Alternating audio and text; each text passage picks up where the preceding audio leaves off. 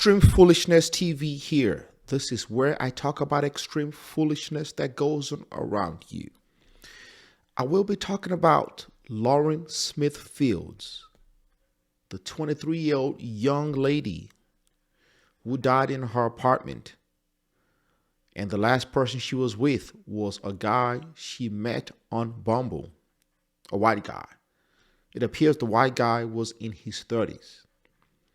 For those of you who know the story, she met the guy on Bumble. The guy came to her apartment. The guy called the police after she was unresponsive. When the police arrived at the scene, blood was coming out of her nose. The white guy said this is how she was or whatever it is that she told the police, but he was not questioned. And the Bridgeport Police Department said he was a really nice guy. Like, he was so nice. He was so cute. He wouldn't hurt a fly. This is extreme foolishness. If she were white and an older black guy called the Bridgeport Police Department and said, this is a 23-year-old white lady here, blood coming out of her nose, I met her on Bumble, I guarantee you the Bridgeport Police Department would not say, oh, he's a nice guy. They're not going to say that. They're going to treat that apartment as a crime scene. They're going to collect evidence, do fingerprints, do as much investigation as they would normally do when somebody is found dead. And most likely question him. It appears he was not even taken for questioning. Now he's lawyered up. They probably cannot question him anymore. And to me, this reeks of foul play. The medical examiner released the toxicology report. And it appears from the medical examiner's toxicology report, this is what the medical examiner said. The medical examiner said Lauren Smith Fields died of acute intoxication due to the combined effects of fentanyl, promethazine, hydroxyzine, and alcohol. So assuming that the medical examiner's report is correct and accurate, she and this white guy who could not hurt a fly were doing drugs together, or maybe he gave her drugs. Knowingly, maybe she knew that she was giving drugs. Was that foul play? Did the white guy have sex with her against her will after she was unconscious? I don't know. But these are some of the things that an investigation will have uncovered. And when you are questioning somebody, you can pretty much tell if they're lying, especially an experienced detective. But they didn't question him.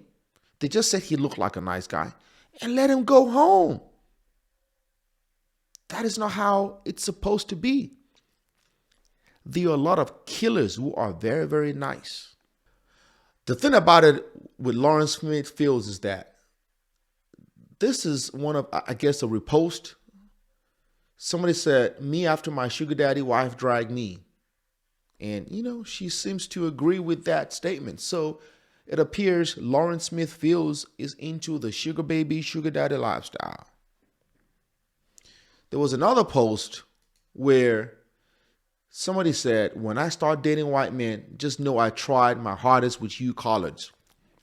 So she had a preference for white men, which is why some young girls have to be very, very careful. Sometimes people think that, some of these young girls think that if they stop dating guys from a particular race, for example, they stop dating black guys, and they start dating white guys, that they're free from any violence.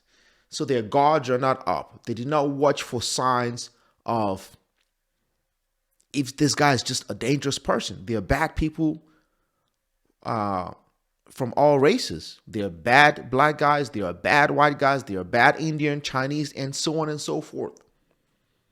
So if you automatically assume that dating men from a particular race, that they're all good, then you have a tendency not to look for red flags and fall victim to monsters.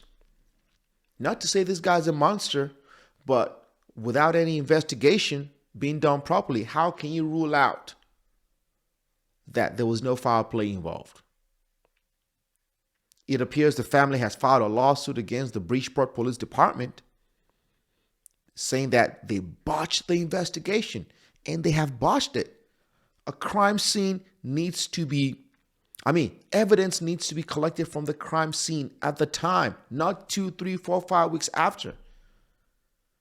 If they try to prosecute this guy, it will be almost impossible to get a conviction from him unless he confesses or some other major evidence comes out.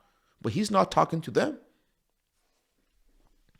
The family has set up a GoFundMe to help with donations. So, I guess they raised over $6,000 to $7,000. I hope the family finds justice. I hope that if there's foul play involved, that this guy is brought to justice and he serves the time he needs to serve. I hope they recover money from the Bridgeport Police Department. This is not how you treat crime victims. Especially the family member of this young lady said they reached out to the Bridgeport Police Department and they were not getting any answers. The Bridgeport Police Department was pretty much treating them like they were a bugaboo. That is not how it's supposed to be. Families of crime victims need to be confident that the police department is doing they're doing their job.